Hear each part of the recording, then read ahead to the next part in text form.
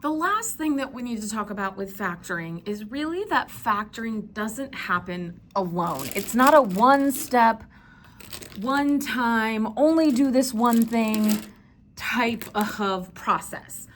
Realistically, what we want to do is we always want to factor completely. We want to prime factor a polynomial. So we want to factor it in as many ways possible given the problem that we're given. Now, doesn't mean, just like when we factor 40, right, we could split 40 into 4 and 10 or 2 and 20, doesn't mean we have to use the order that I have on this list. This is just a helpful order to get us factored completely and to help us work with smaller numbers. So I always suggest to my students, when you're looking at a problem, the first thing, if you are asked to factor, is to look for a GCF. There may or may not be one, but if you can get a GCF out, you can get to smaller numbers. So for example, even though when we look at this problem, it is in the form ax squared plus bx plus c. The first step we always want to ask ourselves is there a GCF? And when we look at this problem, there is, right? We can factor out a GCF from all those numbers. So whether you see a GCF that is actually the largest number or just a number you can divide by, if you can get a GCF out, that always helps yourself. So, right, these are all divisible by 6. So if we divide that out, that will leave us with an x squared plus 7x plus 12.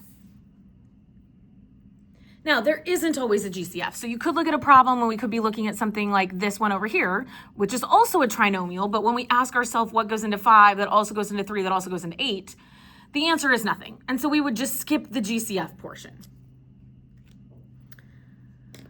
Okay, once we have factored out a GCF, if we can factor out a GCF, we are then going to count how many terms a problem has.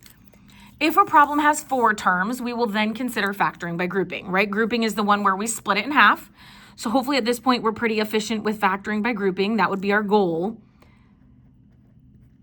And our goal today is that we're spending less time on the actual factoring and more time on the thinking about which way we want to factor. And so this would factor into a 5y squared plus 2 and a 3y minus 4. If we count the number of terms, then there are 3 terms, right? We have 2 options with 3 terms. Option 1 is that a is 1, and we can use the trinomial shortcut. All right, so it's like a times c. And find our set that adds up to 10, right? This is a shortcut, so we can do w plus 4. And a w plus 6. Or if a is not 1, right? If a is not 1, then we know we still are doing the a times c. We just can't use the shortcut. That should be a 1.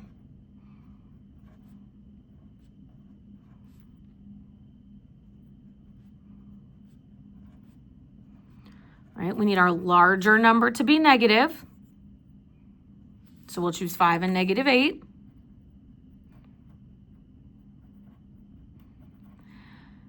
Again, you don't know this, but we've really been working to be efficient at all of these individually so that when we get to putting them all together, it happens a little bit smoother.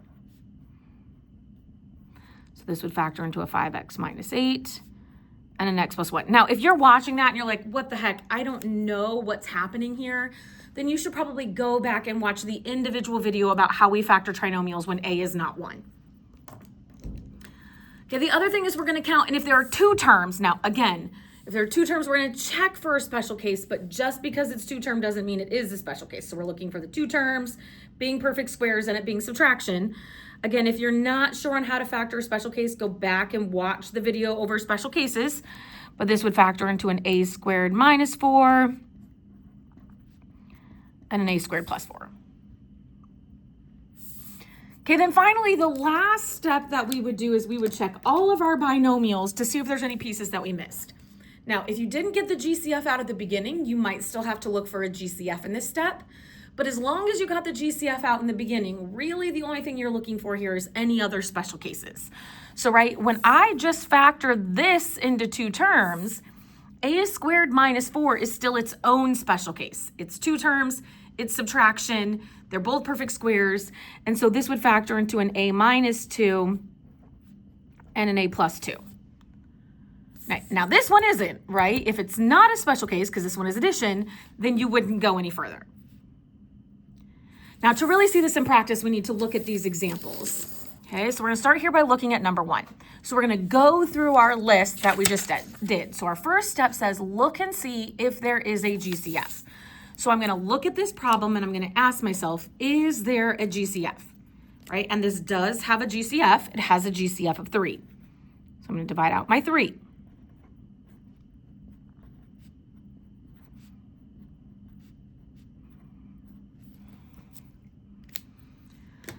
Okay, then what I'm gonna do is I'm going to look right here inside the parentheses, right? And my next step says to count how many terms there are. So I'm gonna ignore this 3. And I'm gonna look at just this piece. This is 3 terms. So now I'm gonna check and see if I can factor this as a trinomial, right? 3 terms is a trinomial. This is an A is 1 trinomial. So I'm gonna take 1 times 16, which is 16. 1 and 16. Right? The types of numbers that multiply to a positive are 2 positives or 2 negatives. This is a trinomial where A is 1, so I can use my shortcut. So this factors into an x minus 2 and an x minus 8. And then what I need to do is bring down any of the other factored pieces I had. So that 3 was still a factor as well. Much the same way that if I wanted to prime factor 20, right? I split 20 into 2 and 10, and then I ignore the 2 for a minute, and I factor the 10 into 2 and 5. But all 3 pieces are part of my prime factorization. So all 3 pieces are part of my final factorization. So if I look at number 2, again, I'm going to start by asking myself, is there a GCF? There is. The GCF is 5, so I can factor out of 5.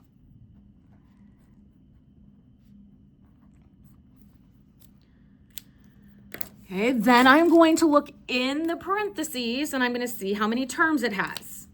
This has 2. So 2 terms I am checking for a special case. When I factor a special case, right, it's 2 terms, perfect squares, and subtraction. So this will factor into an x minus 3 and an x plus 3. I don't forget that 5. Now, really, I said there's a third step where we're always checking for any other special cases, but none of these have had exponents of 2, so that instantly tells me it's not a special case. And number 3, again, the first thing that I want to do is check for a GCF.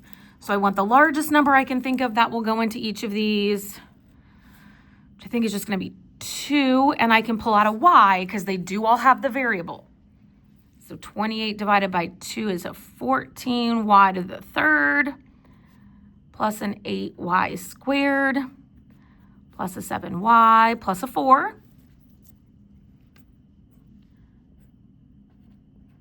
Right, then I'm going to look in the parentheses. Inside the parentheses is 4 terms. 4 terms I factor by grouping. So I'm going to split this in half. So this has a GCF of 2y squared.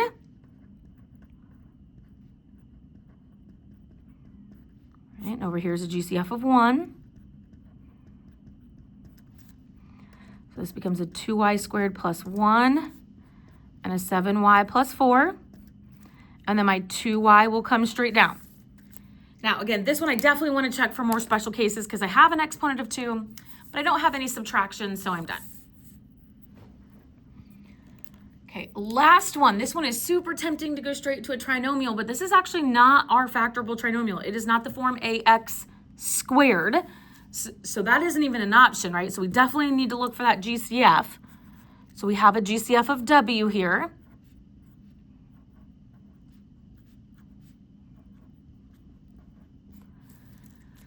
Right, and then I'm looking in the parentheses. So now when I look in the parentheses, I'm asking myself how many terms there are, which there are 3. So 1 times 12 is 12. All right, 3 and 4 is what gives me 7. So this will be a w plus 3 and a w plus 4. Those are not special cases. And my w will come straight down.